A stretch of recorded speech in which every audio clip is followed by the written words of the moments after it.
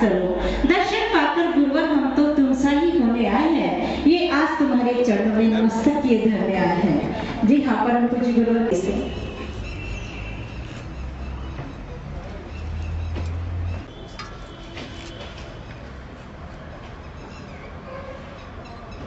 बोलिए वासल रत्नाकर परम पूज्य आचार्य श्री 108 विमल सागर जी महाराज की जय। तपस्वी सम्राट आचार्य श्री संतमति सागर जी महाराज की जय। आचार्य श्री विराग सागर जी महाराज की जय। अच्छा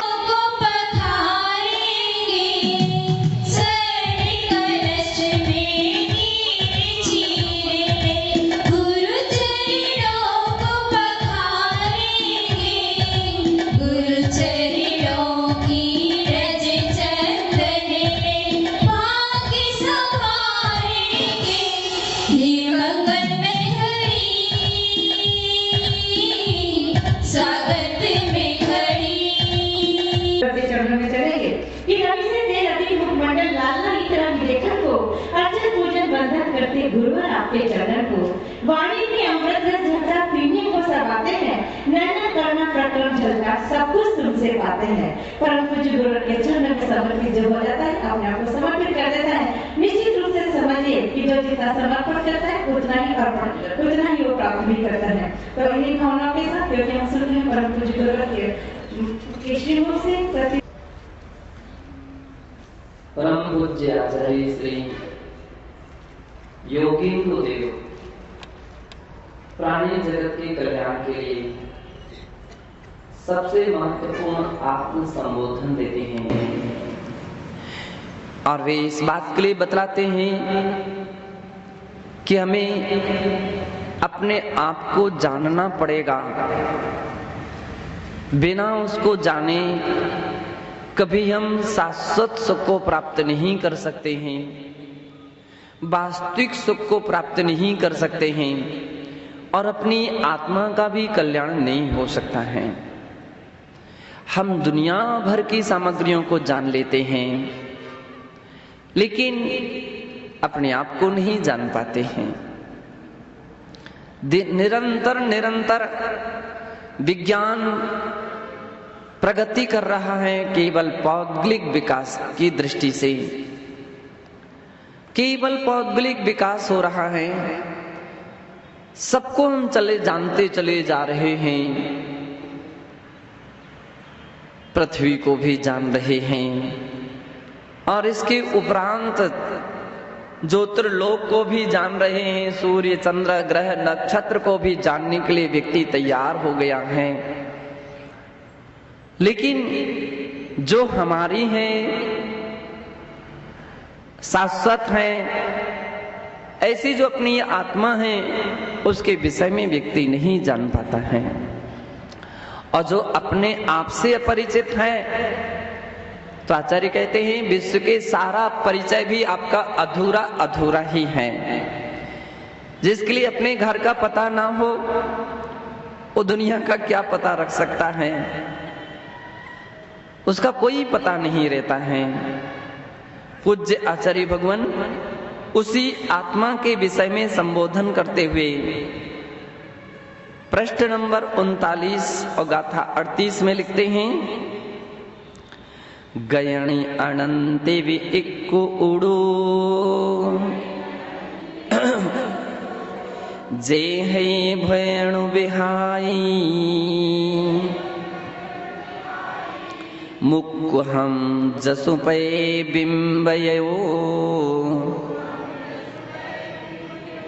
सो परम पुअणाई।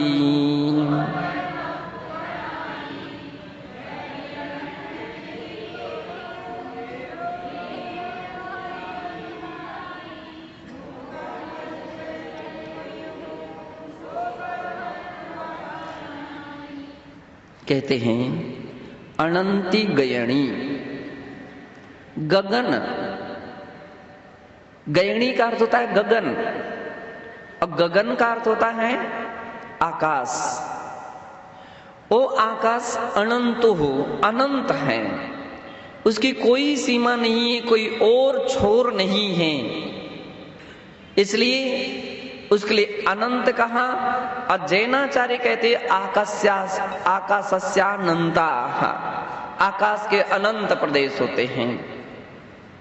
अनंत का अर्थ होता है उसकी कोई भी किलोमीटर से, कोस से, मील से इत्यादि से आप उसे माप नहीं सकते, योजनों से नहीं नाप सकते हैं।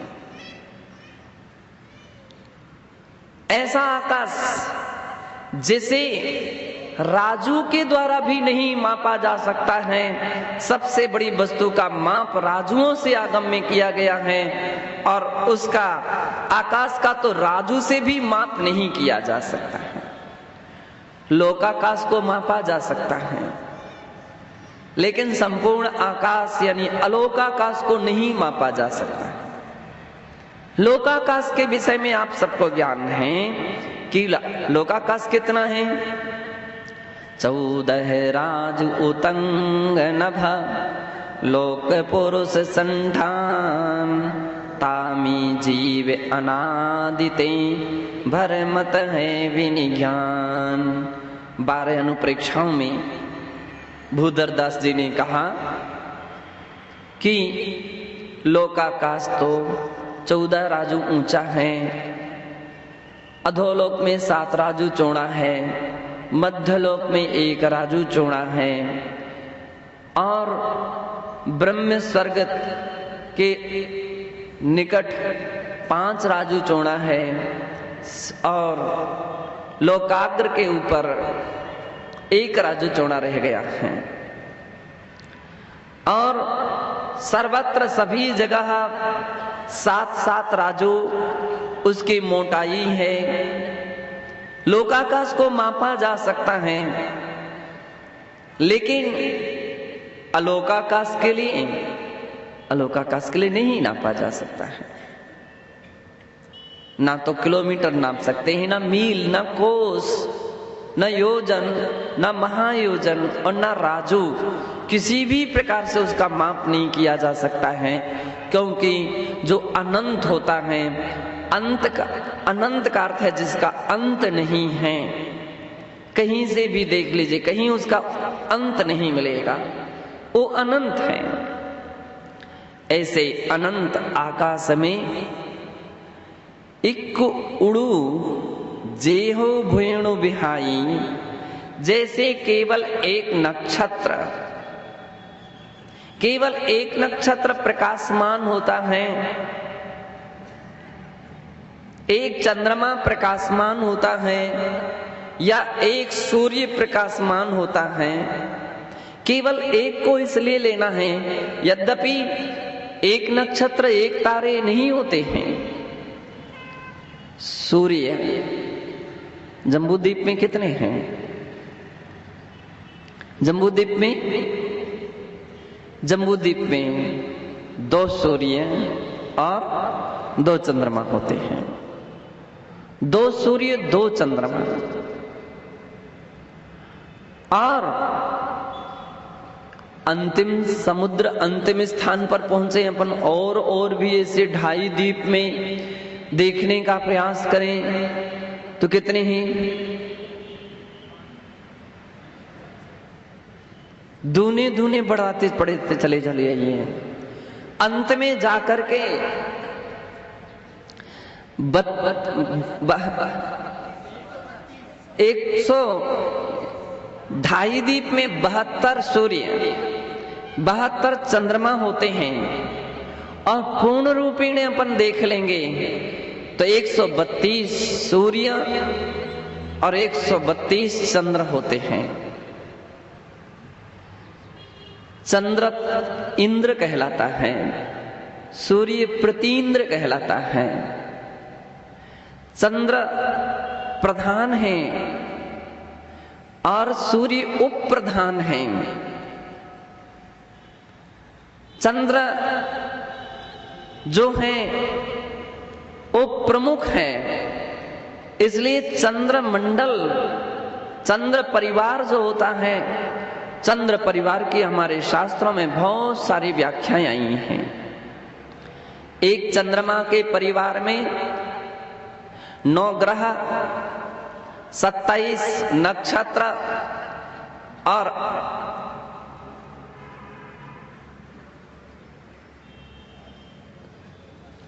उसके तारे भी यानी 88 ग्रह और उसके तारों के भी उसमें हमारे शास्त्रों में उल्लेख मिलता है कि एक चंद्रमंडल में इतने तारे हुआ करते हैं। एक चंद्रमंडल का परिवार है इतना। अब फिर आप सोच लीजिए कितने सूर्य हैं, कितने चंद्रमा हैं। विशेषता ये है कि मात्र 2.5 दीप में ये विचरण करते हैं, ये गतिशील होते हैं, सुमेरु पर्वत की परिक्रमा लगाते हैं और 2.5 दीप के बाहर स्थिर रहते हैं। स्थिर रहते हैं अर्थात जहां दिन है वहां दिन रहेगा, जहां रात है वहां रात रहेगी। क्योंकि विचरण करें, गमन करें तो दिन रात का अंतर हो सकता है, और स्थिर हो जाएं तो दिन रात का परिवर्तन नहीं होगा। दिन अखंड दिन रहेगा, रात्रि तो अखंड रात्रि रहेगी। इस प्रकार से सूर्य चंद्र मंडल का एक रचना संरचना होती है। बंधो, पूज्य आचार्य भगवान यहां ये कहना चाहते हैं, अनंत आकाश में केवल पूरा ज्योतिर्मंडल देखें तो एक ज्योतिर्मंडल है, अथवा यूं कहें उडु यानी नक्षत्र, एक नक्षत्र अनंत आकाश में जिस प्रकार से शोभा को प्रदान करता है, शोभायमान होता है, पूज्य आचार्य कहते हैं उसी तरह से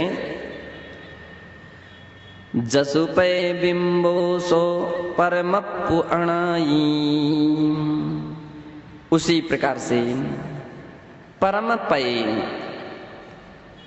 अर्थात परम पद केवल ज्ञान होता है, और ऐसे केवल ज्ञान में जो सब कुछ प्रतिबिंबित होता है, दर्पण के में मुख की तरह प्रतिबिंबित होता है, ऐसा केवल ज्ञान में जो आत्मा है वह तीनों लोक में केवल 6 द्रव्यों के मध्य एक आत्म द्रव्य है, एक जीव द्रव्य है, जो जीव द्रव्य केवल ज्ञान संपन्न है।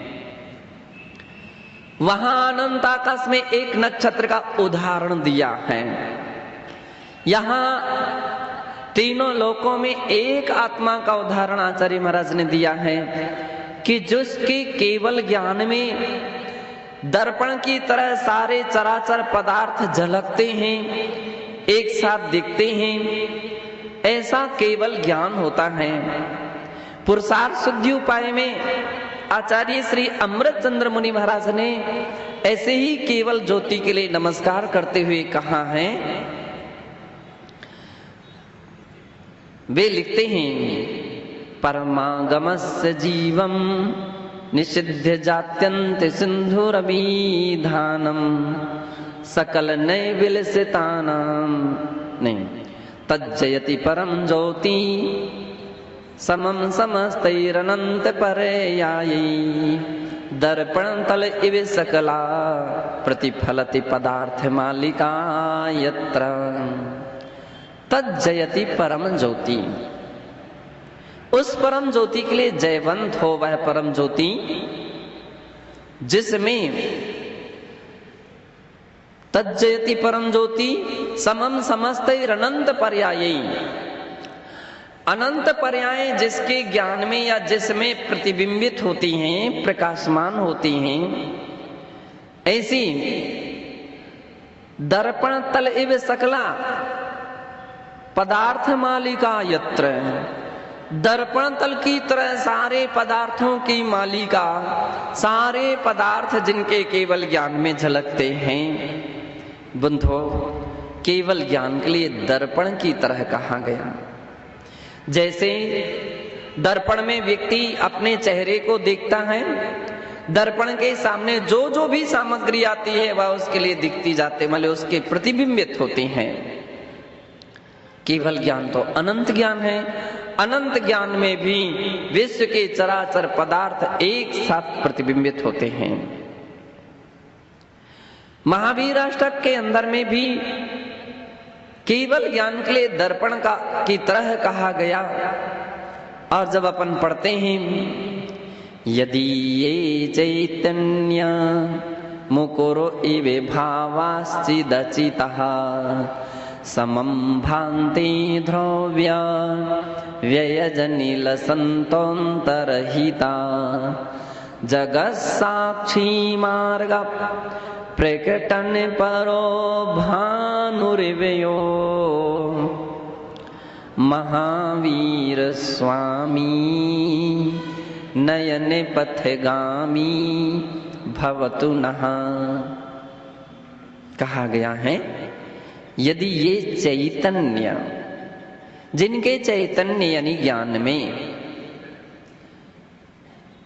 मुकुरिव भावाश्चिदचितः,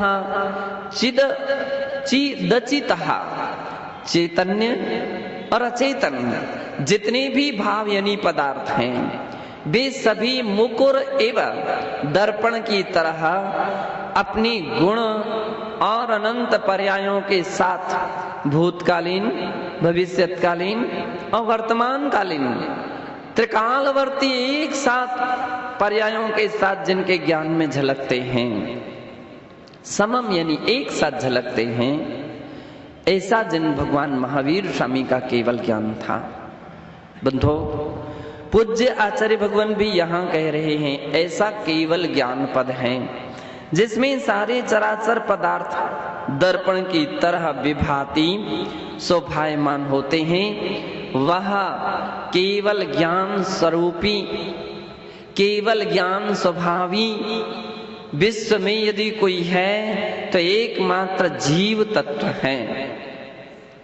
जिन महापुरुष ने ज्ञानावरणी कर्म का संपूर्ण क्षय कर दिया है, मोहिनी कर्म का क्षय कर दिया है, दर्शनावरणी कर्म का क्षय कर दिया है और अंतराय कर्म का क्षय कर दिया है, ये चार घात या चतुष्क का क्षय कर देने के बाद केवल ज्ञान जिन्होंने प्राप्त कर लिया है, ऐसे अरहंत भगवान, केवली भगवान, सर्वज्ञ प्रभु कहलाते हैं। बंधो, पूज्य आचार्य कहते हैं उनकी आत्मा परमात्मा है और वह सारे लोकों में व्यक्त रूप में विभाति उसी तरह से जैसे अनंत आकाश में नक्षत्र शोभा को प्रदान करता है, उसी प्रकार से तीन लोक में भी वे सुशोभित होते हैं।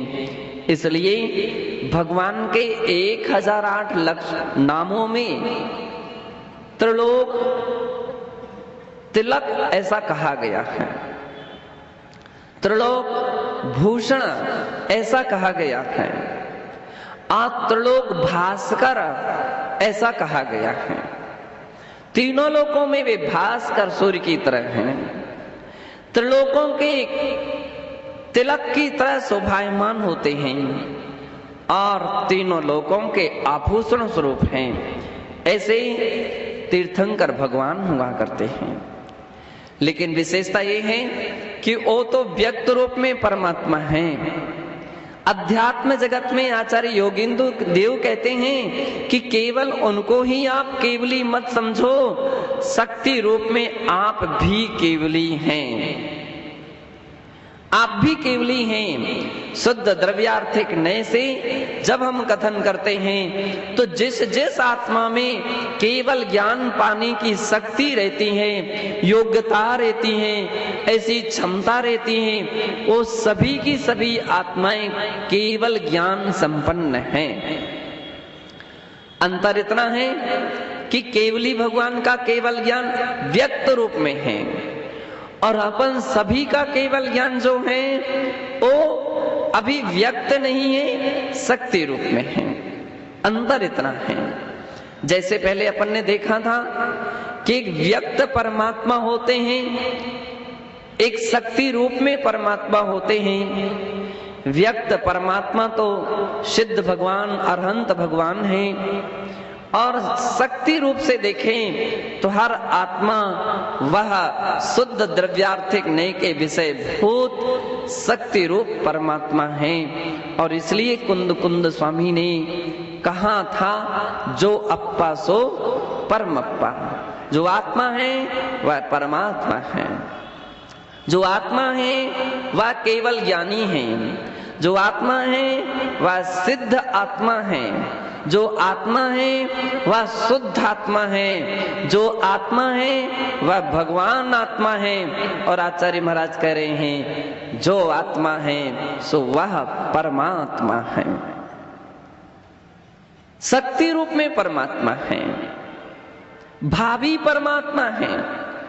मुनि महाराजों की स्तुतियों में कहा जाता है, चलते फिरते सिद्धों सम, चलते फिरते सिद्धों की तरह। अब तो बड़ा आश्चर्य हो रहा है कि एक तो सिद्ध और चलते फिरते, दोनों बातें तो परस्पर विरुद्ध हैं। कि सिद्ध तो कभी चलते नहीं हैं, सिद्ध तो स्थिर रहते हैं,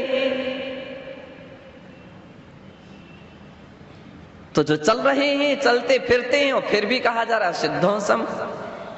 इसका अर्थ है कि जो भावी सिद्ध हैं वर्तमान में तो नहीं है, भावी भविष्य काल में सिद्ध हो जाएंगे। उस रास्ते पर जो निकल चले हैं, निकल पड़े हैं, ऐसे वे सिद्ध परमात्मा की तरह वर्तमान में साधना के पथ पर चल रहे हैं। इसलिए चलते फिरते सिद्धों की तरह कहा गया कि शक्ति रूप में उनकी आत्मा भी सिद्धों की आत्मा की तरह है। ऐसी आत्मा को पूज्य आचार्य महाराज कह रहे हैं, उसको जानना चाहिए और इस बात के लिए श्रद्धान करना चाहिए कि ऐसी शक्ति मेरे अंदर में है। क्योंकि जब तक हम इस सत्य को नहीं समझेंगे कि मेरे अंदर में इतनी योग्यता है, मेरे अंदर में इतनी क्षमता है, मेरे अंदर में एक ऐसी शक्ति है, तब तक व्यक्ति परमार्थ की ओर कभी कदम बढ़ा नहीं सकता है।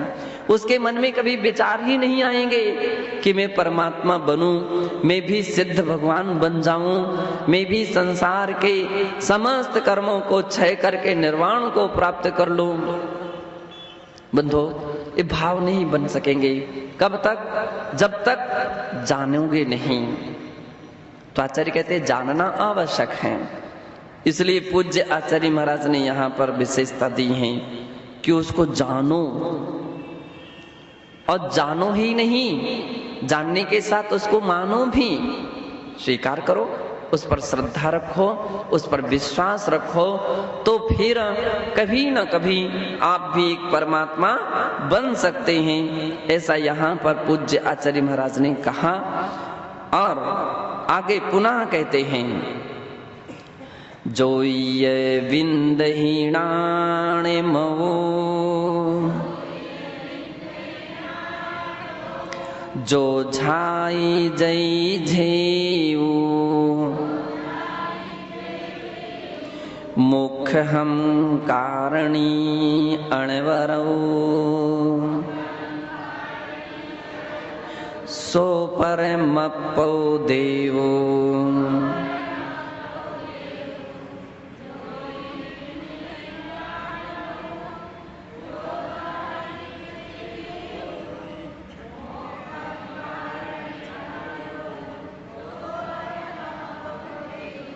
पूज्याचार्य कहते हैं, जोई विंदहीणाणमव, जो झाए जय झेऊ।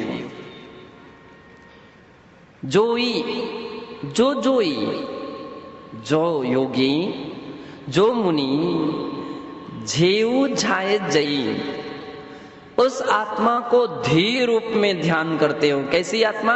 लाणमऊ, जो ज्ञानमय है, केवल ज्ञानमय है अथवा अनंत ज्ञानमय, जिसके अंदर में सामर्थ्य है, शक्ति है, ऐसी आत्मा को ध्यान के द्वारा ध्यान करते हैं, जिसको ध्येय बनाते हैं।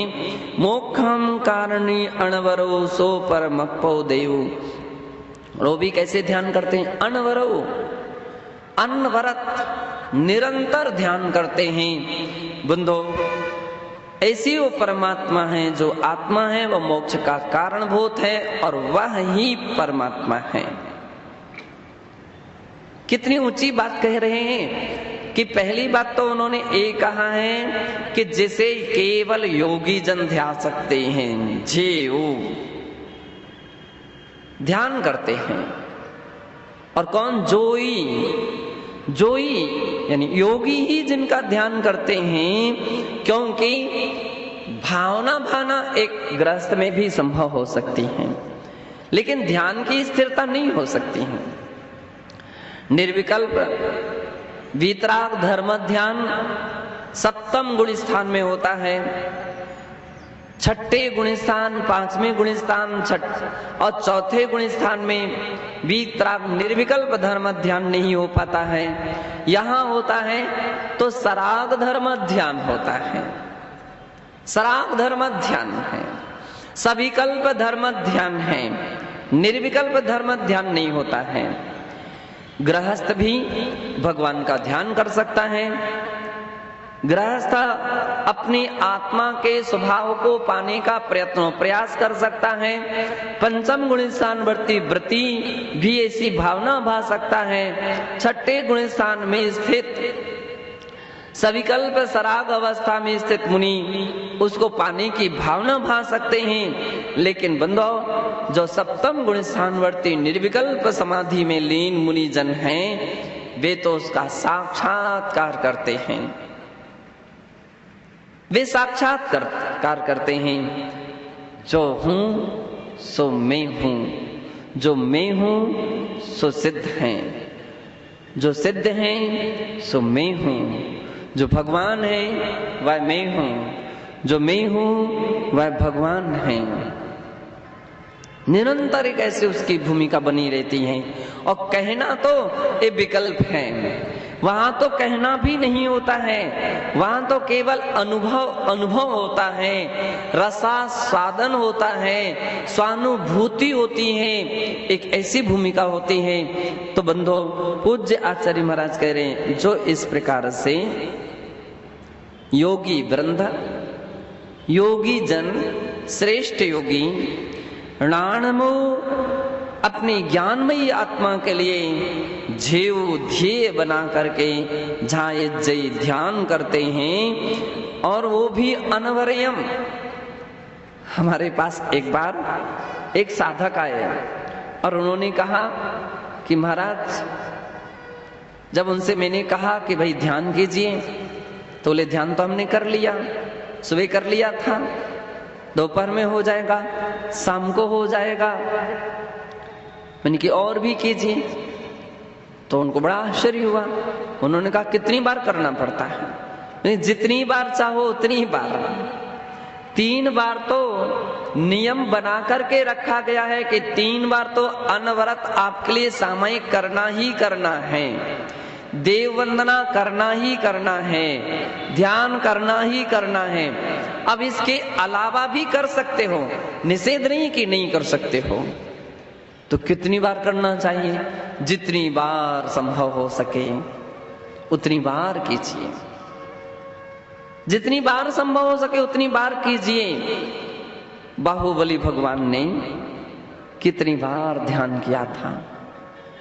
ध्यान से भावना में आते थे, भावना से ध्यान, ध्यान से भावना।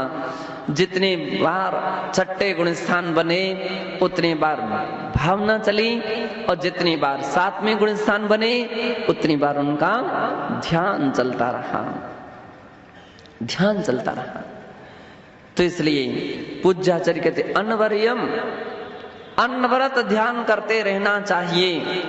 यद्यपि ये बात अलग है कि ध्यान अंतर्मुहूर्त से अधिक समय तक नहीं हो सकता है, और वह भी अंतर्मुहूर्त भी यदि किसी को हो जाए तो एकमात्र उत्तम सहनन के धारी मुनि जन हैं, उनको ही इतना उत्कृष्ट ध्यान हो सकता है, अन्य किसी को नहीं हो सकता। इसलिए तत्वार्थ सूत्र में कहा गया है, उत्तम सहन से एकाग्र चिंता निरोधो ध्यानम मांतर मुहूर्तात। 3 बातें दी हैं कि ध्यान किसको पाया जाता है, ध्यान क्या है और कितने समय तक ध्यान रह सकता है। तो पहला विशेषण दिया उत्तम सहनस्य। उत्तम सहनन वाले के लिए ही उत्कृष्ट ध्यान पाया जा सकता है। और ध्यान का लक्षण दिया, कैसा ध्यान, एकाग्र चिंता निरोधा, चित्त का एकाग्र करने रूप, अन्य कार्यों से निरोध करने रूप जो ध्यान है वह केवल उत्कृष्ट ध्यान एकमात्र उत्तम सहननधारियों के लिए हो सकता है। और कितने समय तक हो सकता है? अधिक से अधिक अंतर मुहूर्त तक हो सकता है। एक सज्जन बोले मुझसे, हम तो 2-2 घंटे तक ध्यान करते हैं, 4 घंटे तक भी कर लेते हैं। 4 घंटे 6 घंटे ये जो कुछ भी है उसके लिए आप यूं कह दें कि वो सविकल्प ध्यान जो है, सराग दशा, जिसके लिए वास्तविक ध्यान नहीं कहा गया है, जिसके लिए भावना कही गई है, वह 2-2 3-3 घंटे तक हो सकती है। लेकिन ध्यान तो अंतर मुहूर्त से अधिक नहीं होता है, अंतर मुहूर्त से अधिक नहीं हो सकता है। तो दूसरे सज्जन कहते हैं, हाँ महाराज, मैं अंतर मुहूर्त ही ध्यान करता हूं। अंतर मुहूर्त मैंने कि अंतर मुहूर्त का अर्थ क्या है? अंतर मुहूर्त यानी एक मुहूर्त 48 मिनट का होता है और उसमें से जो कम हिस्सा है वो अंतर मुहूर्त है। तो उन्होंने कहा 47 मिनट ध्यान करता हूं। मैंने कहा 47 मिनट भी वो जो होगा उत्तम सहन सही ही, उत्तम सहनधारी को हो सकता है। आज वर्तमान में 48 मिनट भी निर्विकल्प ध्यान नहीं हो सकता, वीतराग निर्विकल्प ध्यान नहीं हो सकता है, 48 मिनट भी नहीं हो सकता है। फिर कितना? इससे कम 40 मिनट, 30 मिनट, 25 मिनट। पूज्य आचार्य कहते हैं कि मिनट से तो नहीं उसको घटित किया जा सकता है, लेकिन इतना ही है, जघन्य अंतर मुहूर्त जो होता है, एक आवली और 6 समय के जघन्य अंतर मुहूर्त कहा गया है। एक आवली 6 समय जघन्य अंतर मुहूर्त है। और बंदो, इस अंतर मुहूर्त ये जघन्य है और 48 मिनट में एक आवली अथवा एक समय कम कर दिया जाए तो जितना वो समय रहेगा वो अंतर मुहूर्त उत्कृष्ट अंतर मुहूर्त हो जाएगा। अब बीच के जितने भी हिस्से रहेंगे, जघन्य और उत्कृष्ट के बीच के जितने भी विभाग बन जाएंगे, वे सभी के सभी किसके भेद बनेंगे? मध्यम अंतर मुहूर्त के भेद बन जाएंगे। जो मुनि केवल मध्यम अंतर मुहूर्त, और अब तो मध्यम क्या, आधे से भी नीचे आ जाइए, आधे से भी नीचे आ जाइए, क्योंकि आधे के आगे उत्कृष्ट प्रारंभ हो जाता है। आपकी भाषा में 3 हिस्से के बाद उत्कृष्ट प्रारंभ हो जाता है। बंधो, पूज्य आचार्य कहते हैं उत्कृष्ट ध्यान इसलिए हो ही नहीं सकता है। यदि उत्कृष्ट ध्यान होने लग जाता तो आज भी केवल ज्ञान और निर्वाण प्राप्त करने में कोई परेशानी नहीं थी। लेकिन उत्कृष्ट ध्यान नहीं होता है, फिर मध्यम होता है और जघन्य होता है। मध्यम और जघन्य धर्म ध्यान हो सकता है, वो भी वीतराग निर्विकल्प धर्म ध्यान। बतलाते हैं 6ठे गुणस्थान का जितना काल है उसके आधे को कर लीजिए, उतना समय 7वें गुणस्थान का है। कल्पना कर लीजिए कि 6ठे गुणस्थान का उत्कृष्ट अंतर्मुहूर्त प्रमाण काल जो है वो 48 मिनट में कुछ भी मिनट सेकंड कम कर दीजिए, उतना उत्कृष्ट अंतर मुहूर्त है, और उससे आधा कर दीजिए, उतना सातवें गुण स्थान का काल है। अगर इसको समझना है तो यूं समझ लें, 48 मिनट में कुछ मिनट सेकंड कम उत्कृष्ट अंतर मुहूर्त है, तो छठे गुण स्थान का काल उससे आधा, यानी 24 मिनट कुछ अंतर मुहूर्त कम, इतना काल जो है छठे गुण स्थान वर्ती मुनि महाराज का धर्म ध्यान का है। अब मैं इससे दूना, इससे आधा सातवें गुण स्थान का है, 24 मिनट से कुछ कम सातवें गुण स्थान का अंतर यानी उसका काल है। इतना कम समय तक व्यक्ति निर्विकल्प अवस्था में रह सकता है, बाकी उसकी सविकल्प दशा बनी रहती है। अब आचार्य महाराज कह रहे हैं, ऐसा ध्यान जो अनवरत करते हैं, अनवरत का अर्थ अखंड नहीं ले लेना, अनवरत का अर्थ ये होता है कि अंतर मुहूर्त के बाद छठे से फिर सातवें, सातवें से फिर छठे, छठे से फिर सातवें, ऐसी जो अनवरत जिनका धर्म ध्यान चलता रहता है, ऐसे मुनि जिस आत्मा का ध्यान करते हैं सो परमप्पो देव, पूज्य आचार्य कहते हैं उसी का ही नाम क्या है, परमात्मा देव कहा जा गया है। उसे परमात्मा जानना चाहिए, वह परमात्मा है, वही हमारी उत्कृष्ट आत्मा है जिसका योगी जन ध्यान करते हैं, जिसका महापुरुष अपनी ध्यान साधना में अभ्यास करते हैं, और जिसके ध्यान करने से कर्मों का क्षय होता है, केवल ज्ञान की प्राप्ति होती है और निर्वाण की प्राप्ति होती है। बंदो, वो ध्यान जो है वो उत्कृष्ट ध्यान केवल मुनियों को हो सकता है, और ऐसे ध्यान का अभ्यास या भावना सम्यक दृष्टि चौथे, पांचवें, छठे गुण स्थान वर्ती मुनिराज ही कर सकते हैं। इसलिए इस गाथा से तात्पर्य ये निकला कि हम सभी को निरंतर ऐसी आत्मा के ध्यान का अथवा उसकी भावना का प्रयत्न और प्रयास करना चाहिए। यदि ऐसा कुछ प्रयत्न और प्रयास रहा तो एक दिन ऐसा भी आ सकता है कि आप भी ध्यान करते करते, लेकिन कैसा, मुनि बन करके एक दिन केवल ज्ञान प्राप्त कर लेंगे और निर्वाण को प्राप्त कर जाएंगे, मोक्ष को प्राप्त कर जाएंगे। पूज्य आचार्य भगवान ने इसलिए ऐसा कहा कि उस आत्मा का अनवरत ध्यान करना चाहिए, और ऐसी आत्मा का ध्यान करने की विशेषता भी बतलाई है कि वह ध्यान जो है वो क्यों करना चाहिए, क्या कारण है। तो कह रहे मोक्षम कारणी, ध्यान किस लिए कीजिए, मोक्ष की प्राप्ति के लिए ध्यान करना चाहिए।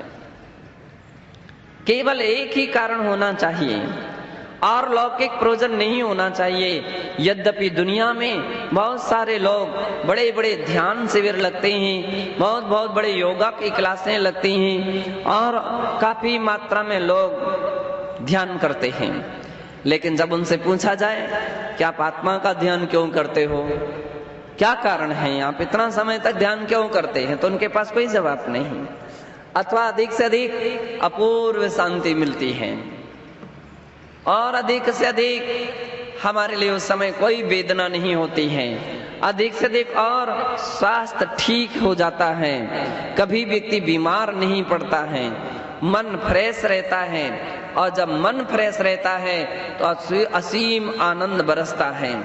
व्यक्ति इस प्रकार के ध्यान की परिभाषाएं करते हैं। ध्यान इसलिए करना चाहिए, लेकिन पूज्य आचार्य कहते हैं यदि इसलिए ध्यान किया गया है स्वास्थ्यता के लिए, तो उस ध्यान से कोई महत्व तो नहीं रहा। आज आप ध्यान करके स्वस्थ हो गए, कुछ दिन के उपरांत फिर भी ध्यान छूटा कि स्वास्थ्य बिगड़ा, फिर बीमार के बीमार। इसलिए आचार्य कहते हैं केवल स्वस्थता के लिए योगी जन ध्यान नहीं करते हैं, ध्यान से अनेक प्रकार की रिद्धि सिद्धि हो जाती है। कल परसों कुछ समय पहले कोटा से कुछ लोग आए थे और वहां की एक कॉलोनी का नाम बदलाया था रिद्धि सिद्धि। मैंने कहा रिद्धि सिद्धि कॉलोनी है। क्यों भैया, किन किन को रिद्धियां सिद्ध हो गई? तो वे सब हंसने लगे, वे सब हंसने लगे। रिद्धि सिद्धि, अभी तो रिद्धियां तो किसी को सिद्ध नहीं हुई हैं, लेकिन हाँ, हम चाहते हैं कि हमारे लिए सिद्ध हो जाए। हम चाहते हैं कि रिद्धियां सिद्ध हो जाएं, और ऐसी रिद्धि सिद्ध हो कि जो कभी छूटे ना, जो कभी समाप्त ना हो, ऐसी रिद्धि सिद्ध होना चाहिए। बंधो, आप दीपावली आने वाली है, और दीपावली के अवसर पर जब पूजा वगैरह करते हैं तो वहां पर एक वाक्य आप लिख देते हैं, रिद्धि सिद्धि। बहुत सारे लोग बही में, किताबों में, कापियों में रिद्धि सिद्धि लिख देते हैं। मैंने एक बार किसी कॉफी वाले से पूछा, किसी व्यक्ति से पूछा, भाई रिद्धि सिद्धि क्या क्यों लिखा है? उसने कहा, मेरी भावना है कि मुझे भी रिद्धि सिद्ध हो जाए, और दूसरी रिद्धि सिद्ध हो तो ठीक है, कम से कम लक्ष्मी प्रसन्न हो जाए, सबसे बड़ी रिद्धि है। इसलिए दिवाली के दिन पूजा के बाद हम इस प्रकार से रिद्धि सिद्धि लिख देते हैं, रिद्धि सिद्धि।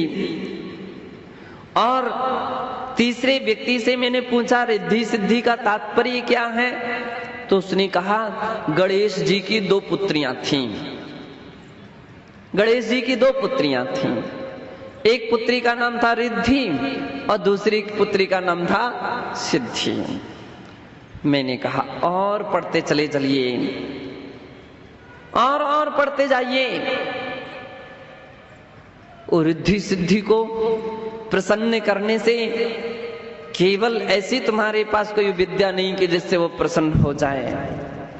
रिद्धि सिद्धि मुनिराजों को भी होती हैं। अनेक प्रकार की रिद्धियां तपस्या के बल से सिद्ध हो जाती हैं। और अपन ने रक्षाबंधन के दिन पढ़ा था कि विष्णु कुमार मुनि महाराज के लिए भी रिद्धियों की सिद्धि हो गई थी, रिद्धियों की सिद्धि हो गई थी।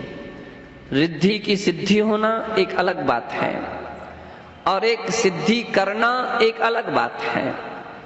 योगी जन जो वीतराग पथ के पथिक होते हैं, मोक्ष के इच्छुक होते हैं, मोक्ष के साधक होते हैं, बंधो, वे कभी भी लौकिक सिद्धियों के चक्कर में नहीं पड़ते हैं।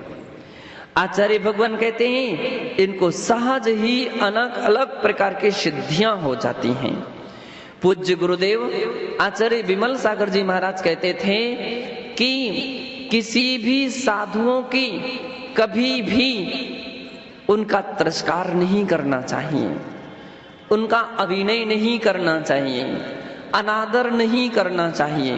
क्यों? उन्होंने कहा, उनके लिए अलग अलग सिद्धियां होती हैं। अंतर इतना है कि छोटे हो तो उनकी दिख नहीं पा रही, येपन हो सकता है। किसी की सिद्धियां दिखती हैं, किसी की नहीं दिखती हैं। कोई अपनी प्रचार करता है और कोई प्रचार नहीं करता है। कोई उसकी ओर ध्यान देता है, कोई उसका ध्यान उस ओर नहीं देता है। वीतरागी मुनि रिद्धियों के लिए अगर साधना करने लग जाएं तो बंधो वे अपनी आत्मा का कभी कल्याण नहीं कर सकेंगे और मोक्ष को प्राप्त नहीं कर सकेंगे। वे केवल रिद्धियों में ही लगे रहेंगे। मुझे पता है कि बहुत सारे लोग इस मौके पर नवरात्रा के समय बहुत सारी सिद्धियों में साधक लोग बैठ जाते हैं, क्या अमुक सिद्धि अमुक सिद्धि अमुक सिद्धि के लिए। आचार्य कहते हैं, मोक्ष के लिए साधना कीजिए, सिद्धियां तो तुम्हारे चरणों में आकर के तैयार हो जाएंगे विष्णु कुमार मुनि की तरह। बंधो, इसलिए ऐसी साधना में जो निरंतर तल्लीन रहते हैं, ऐसे जो योगी जन हैं, ऐसे मोक्ष के लिए साधना करते हैं। जहां मोक्ष के लिए साधना की गई हो, जैसे किसान अनाज को पाने के लिए किसानी करता है, खेती करता है, भूसा उसके लिए स्वयं मिल जाता है। भूसा के लिए कहीं खेती नहीं की जाती है। इसी प्रकार से लौकिक उपलब्धियां तो सहज मात्रा में हो जाती हैं। संत जन वे लौकिक सिद्धि के लिए साधना नहीं करते हैं, वे तो परमार्थ के लिए, मुक्ति के लिए साधना करते हैं। सहज मात्रा में छोटी छोटी सिद्धियां हो जाती हैं। बंधो, वे साधक एक ना एक दिन निर्वाण को प्राप्त कर लेते हैं, मोक्ष को प्राप्त कर लेते हैं। वे कभी संसार में फिर भटक नहीं पाते हैं। और जो रिद्धि सिद्धि के चक्कर में पड़ गया, जो लौकिक सिद्धियों के चक्कर में पड़ गया, पूज्य आचार्य कहते हैं 11 पूर्व होते हैं, 11 अंग 14 पूर्व होते हैं। उसमें से एक 10वां पूर्व विद्यानुवाद पूर्व कहा जाता है। विद्यानुवाद पूर्व में 700 क्षुद्र विद्याएं और 500 महाविद्याओं का उल्लेख है। उनको कैसे सिद्ध करना चाहिए, कैसे प्राप्त करना चाहिए, कैसे वो उसका क्या क्या फल है, किस प्रकार से उनका प्रयोग किया जाता है, सारा वर्णन उसके में है। लेकिन आगे कहा गया है कि परमार्थ में साधना में लगे हुए वीतरागी योगी जन उस साधना को ना करें, और यदि वह सहज सिद्ध हो जाए तो भी उस ओर लक्ष्य ना ले जाएं, अन्यथा मोक्ष उसको प्राप्त नहीं हो सकेगा। बंधो, विद्या सिद्ध करने वाले जितने भी विद्याधर होते हैं, उनके सामने बहुत सारी परीक्षाएं करने के लिए विद्याएं उपस्थित होती हैं। पद्म पुराण के अंदर में उल्लेख मिलता है कि रावण, विभीषण और कुंभकर्ण, ये तीनों भाई एक साथ विद्या सिद्धि करने के लिए बैठे। तीनों वह रूपिणी विद्या की साधना कर रहे थे, उसकी आराधना कर रहे थे। और विद्या तो विद्या है, यूं ही प्रसन्न नहीं होती है। वह देखती है कि यह व्यक्ति मेरी शक्ति को संभाल सकता है क्या, मुझे संभालने की इसके अंदर में क्षमता है क्या, वो परीक्षा करती हैं। तो बतलाते हैं कि वो जो विद्या था, बहुरूपिणी विद्या थी, उसकी अधिष्ठात्री देवी दोनों तीनों को देखती है, ध्यान कर रहे हैं, अच्छा ध्यान कर रहे हैं। लेकिन साधना की परीक्षा के लिए वह अपना रूप बदल लेती है। और किसका रूप बना लेती हैं? मंदोदरी। मंदोदरी कौन थी? रावण की पत्नी थी, उसका रूप बना लेती है और चीखती हुई अपने पल्लू में मेघनाद,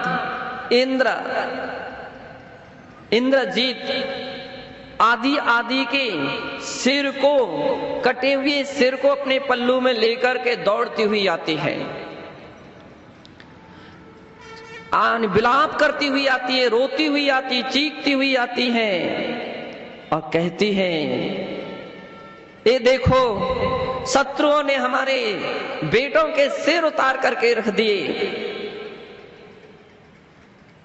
जैसी ये बात कही, ये इंद्रजीत का सिर, ये मेघनाथ का सिर। इतना ही सुनते हुए विभीषण ध्यान से विचलित हो जाते। क्या कहती है? देखा कुछ नहीं, वहां कोई नहीं था। तो विद्या थी, देवता थी, परीक्षा कर रही थी। फिर विलाप प्रारंभ होता है, तुम्हारी विद्या से क्या लाभ है कि जहां अब भविष्य में राज्य का संचालन करने वाला कोई बेटा नहीं रहेगा, जिस लंका के लिए शत्रुओं ने अपना अधिकार बना लिया है, उस पर अपना पूरा अपना वर्चस्व फैला दिया है, वहां तो अब तुम्हारा प्रवेश भी नहीं होगा। बंधु, विभीषण इस बात को सुनकर के बोलते हैं, क्या बोलते हैं? देखा तो कोई नहीं, यहां कोई नहीं है। चारों तरफ विभीषण देखते, आगे पीछे देखते, कोई नहीं है। मंदोदरी आवाज लगाते हैं, कोई सुनने वाला कहीं है ही नहीं वहां। फिर ये अपनी ध्यान साधना करते हैं, लेकिन विचलित हो गए हैं, विफल हो गए हैं। लेकिन अभी रावण अभी बना अनवरत लगा हुआ है अपनी साधना में। फिर से प्रारंभ आवाज होती है और उसी विलाप के साथ वह बोलती है, सारे राज परिवार के सिर उतार दिए गए हैं, अब तुम्हारे लिए शत्रु दौड़ करके आ रहा है। और उसने प्रतिज्ञा ले ली है कि हम ऐसी ही हालत में उस तीनों का भी सिर उतारेंगे। मैं तो इसलिए दौड़ती दौड़ती आपके लिए समाचार देने आई हूं। बंधुओं, लंकेश रावण जो था वो विचलित नहीं हुआ और इसके उपरांत बहुरूपणी विद्या उसको सिद्ध हो जाती है। कहने का तात्पर्य मात्र इतना है कि अनेक अनेक रिद्धियां, अनेक अनेक सिद्धियां, अनेक अनेक विद्याएं जो हैं वे साधना के प्रभाव से, साधुओं की साधना के प्रभाव से सिद्ध हो जाती हैं, उपलब्ध हो जाती हैं। लेकिन मोक्ष प्राप्ति में वे बाधक भी हो जाती हैं। यदि उनमें उपयोग चला जाए तो व्यक्ति अपने लक्ष्य को भूल जाएगा। उनमें लक्ष्य चला जाए, उसमें ध्यान चला जाए तो लक्ष्य को भूल जाता है। इसलिए बंधु बतलाते हैं, वीतराग साधकों के लिए अनेक सिद्धियां हो जाती, लेकिन उनका कोई भी उस दिशा में ध्यान नहीं होता है। इसलिए हे योगियों, केवल लौकिक चमत्कार के लिए, केवल लौकिक चमत्कार के लिए साधना मत करो। लौकिक सिद्धियों के लिए तपस्या करने से कोई फायदा नहीं है, तुम लक्ष्य को प्राप्त नहीं कर सकोगे। लौकिक चमत्कार में संभव है तुम्हारे लिए बहुत सारे लोग सेवक मिल जाएंगे, भक्त मिल जाएंगे, तुम्हारा बहुत बड़ा नाम हो जाएगा, प्रशंसा बहुत बड़ी हो जाएगी, लोग बहुत बड़ा तुम्हारी मूर्ति बना देंगे, सोने का मंदिर बना देंगे। ये सब कुछ हो सकता है, लेकिन मुक्ति नहीं मिलेगी, मुक्ति नहीं मिलेगी। एक साधक से हमारा परिचय हुआ तो मैंने देखा कि वे बहुत सारे इस प्रकार के केवल साधना कर रहे थे, विभिन्न प्रकार के अनुष्ठान कर रहे थे। मैंने कहा, ये अनुष्ठान किसके लिए, ये अनुष्ठान किसके लिए? उन्होंने कहा, तो करना पड़ता है। नहीं करना पड़ता है, क्यों? बोले, अगर ये नहीं करेंगे तो कौन आएगा हमारे पास? मैंने क्या आवश्यकता है किसी को पास में बुलाने की? क्या आवश्यकता है? सब छोड़ करके अब आ गए हैं, अब आपको दूसरों को बुलाने की क्या आवश्यकता है? और यदि बुलाना ही है था तो फिर छोड़ा क्यों? सभी तुम्हारे पास तो थे ही, कौन पूछेगा? पूछने की आवश्यकता ही क्या है? पूछ तो जानवरों की होती है, मनुष्यों की नहीं होती है। और यदि तुम्हें इसकी ही अपेक्षा थी तो घर में ही रहते। कल के दिन कोई भोजन के लिए भी नहीं ध्यान रखता। मैंने कहा, साधुजन भोजन के पीछे नहीं जाते हैं, रोटियों के चक्कर नहीं लगाते हैं, रोटियां साधु की परिक्रमा लगाती हैं। यही तो उनकी साधुता है। जो रोटियों की परिक्रमा लगाने लग जाए, जो रोटियों की परिक्रमा लगाता है, रोटियों के चक्कर लगाता, वो साधु नहीं, वो भिखारी कहलाता है। साधु और भिखारी एक नहीं है। दोनों में बहुत बड़ा अंतर है। भिखारी तो भीख मांग मांग करके अपनी जीविका पूरी करता है, और संत जो हैं वो आत्म साधना के पथ पर बढ़ रहे हैं और आत्म कल्याण के रास्ते को प्रशस्त करते हैं। एक दिन वे परमात्मा की शक्ति को प्राप्त कर लेते हैं, परमात्मा बन जाते हैं। बंधो, दोनों में बहुत बड़ा अंतर है।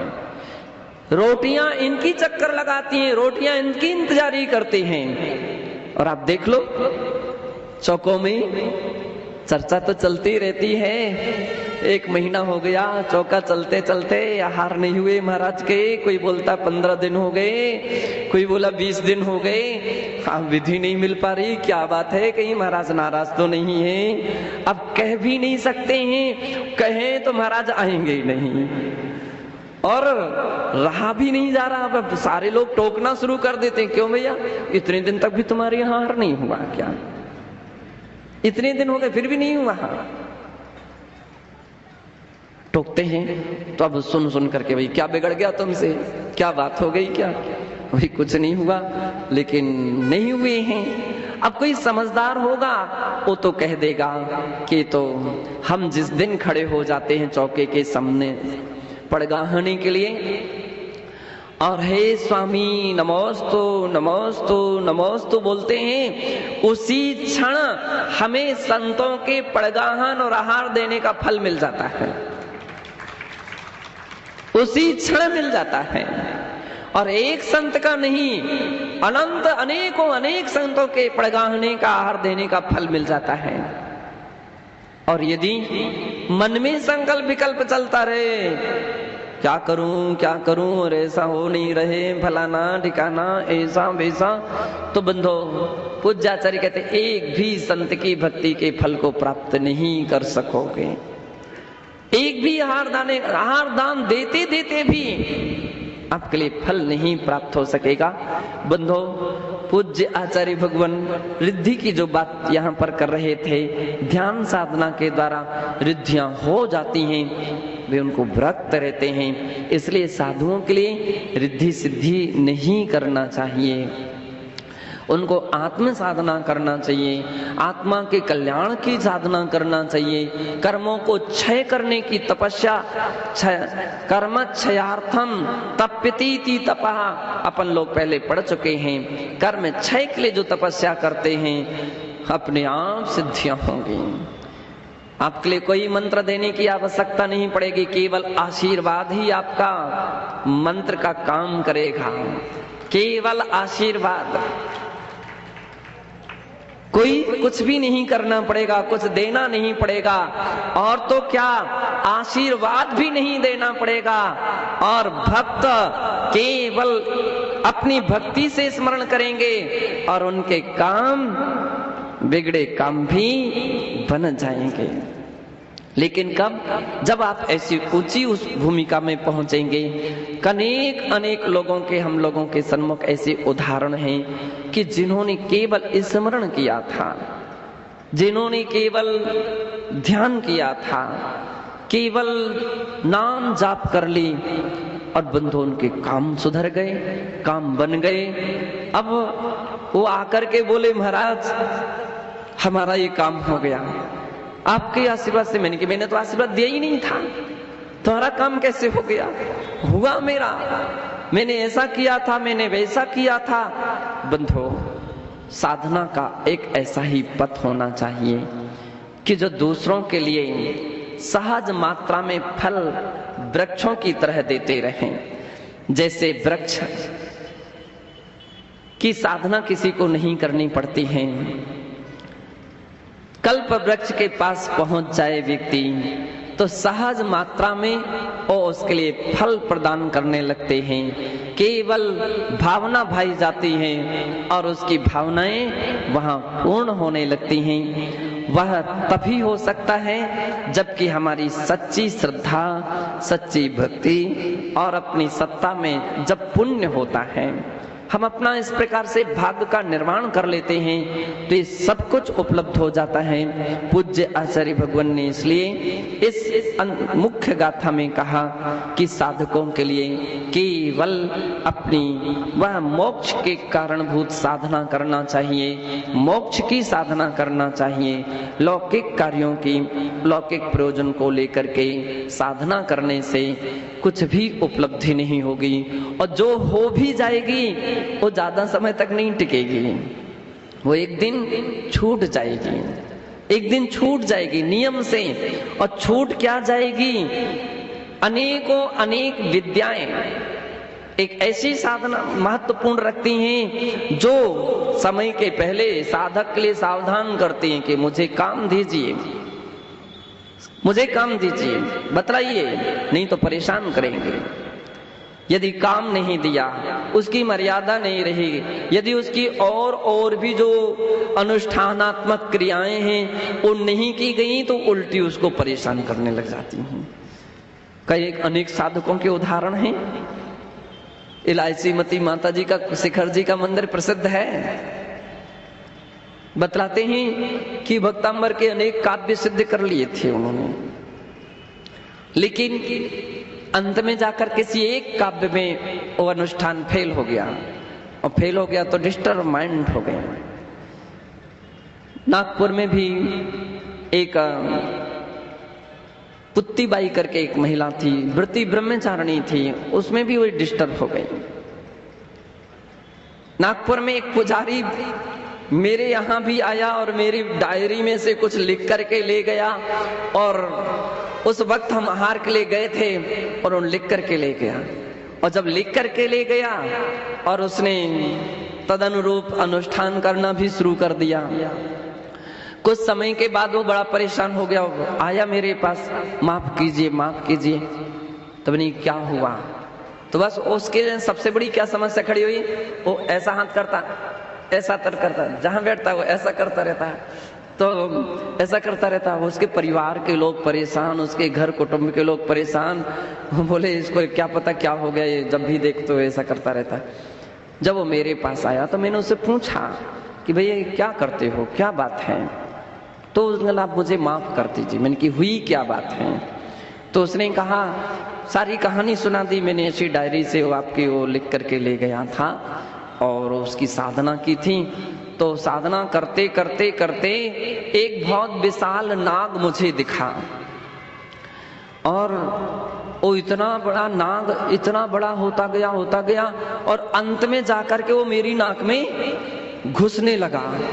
अब मेरी नाक में घुस गया, मैं तो बहुत देर तक तो सावधान रहा हूँ, घुसते घुसते वो जब वो पूरे ही जाने लगा तो मैंने उसकी पूंछ पकड़ ली, और पूंछ पकड़ी तो पूंछ पकड़ करके जैसे ही मैंने खींचने का प्रयास किया तो इस नाक में, तो इससे खींचा तो इस नाक में, इससे खींचा।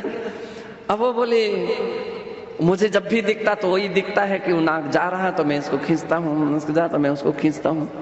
बंधो, कहने का तात्पर्य ये है कि हम सब कभी ऐसी लौकिक चमत्कार में, लौकिक साधना में जब फंस जाता है व्यक्ति और उसके कंट्रोल करने का तरीका ना हो उसके पास, तो परेशानियां भी खड़ी हो जाती हैं। इसलिए पूज्याचार्य कहते हैं साधक मुक्ति के लिए साधना करें, आत्मकल्याण के लिए साधना करें, यही उनका मार्ग प्रशस्त है। इसी पुनीत भावना से जय बोलिए महावीर भगवान की।